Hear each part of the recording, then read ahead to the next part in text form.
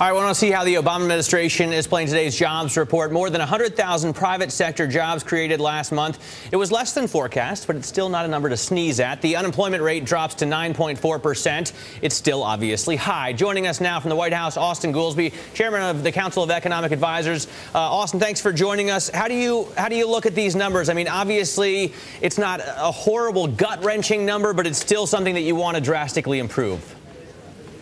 Well, I think I would disagree with your premise a little bit. I think it's pretty positive. Was the headline payroll number was a bit worse than what was expected. The unemployment number was well better than what was expected. And the previous 2 months' payroll numbers were revised heavily upward. And overall, if you look at the broader trends, the fourth quarter of 2010 was the best quarter in almost 4 years. So, I mean, it's clearly heading the right direction. But I agree with you. We've got to get that number higher. The president's the first one to say that. And so it's worth noting this jobs performance is before the tax bill is going into place. So in the beginning of 2011, we should start getting a lot of positive news from that. I just meant, 15 million people who want jobs can't get them. Adding 100,000 is kind of like John Boehner saying he's going to cut $35 million from the budget. It just doesn't really make a huge dent. Well, look, we added 1.3 million private sector jobs in the year 2010. That's the best year in 4 years. We want it to be higher. We must add more jobs than that. But 1.3 million jobs in a year is nothing to sneeze at.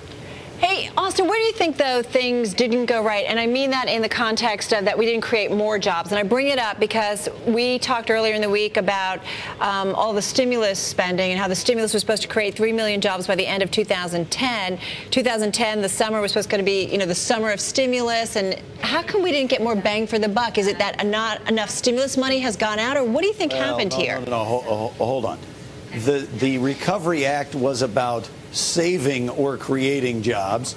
We were in a free fall, and it very much helped stop the free fall. And the nonpartisan Congressional Budget Office, as well as numerous private forecasters, believe that it did have the impact of between 2.5 and 3.5 million jobs saved or created. What you're talking about is getting the recovery going even faster.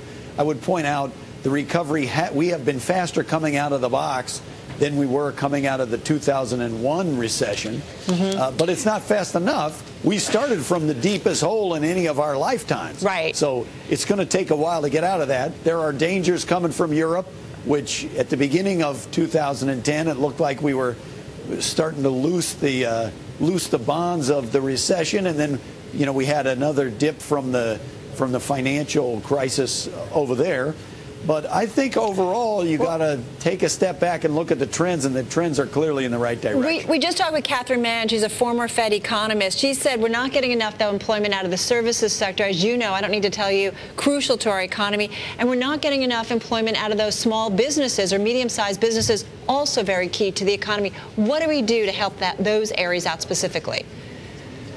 Well, I think in a lot of cases, those are the same folks, small and medium-sized service businesses. Overall, as you know, in most business cycles, small business is one of the most cyclical things. So it goes down very hard when the recession begins and then becomes an engine for growth as you come out of it. This time that has not happened. Now, I think the president believes a large part of that has to do with credit. That's why a few months ago he passed the small business credit bill to try to get them more access to credit. How quickly does that impact jobs? How quickly does that impact the job side of the equation?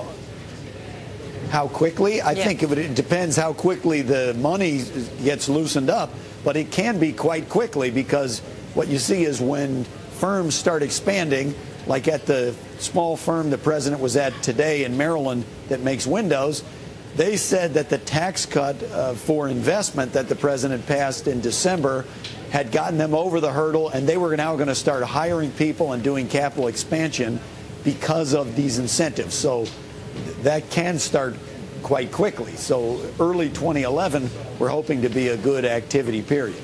Hey, I want to ask you, Austan, you got some new colleagues joining the West Wing there, Gene Sperling, Bill Daley. We're all talking about here. what do you think about the new team that's being assembled? It's kind of a different tack. It's a little different personalities, but I like them all quite a lot. Bill Daley I knew for many years from Chicago, and he's got great business experience, government experience, is very level-headed, and I think he'll operate a tight ship and a good process. Gene Sperling obviously has been in the administration. He's moving into kind of the point guard role, but I think he's going to be effective at that. And Catherine Abraham will be joining me at the Council of Economic Advisors, a labor economist and former head of the Bureau of Labor Statistics.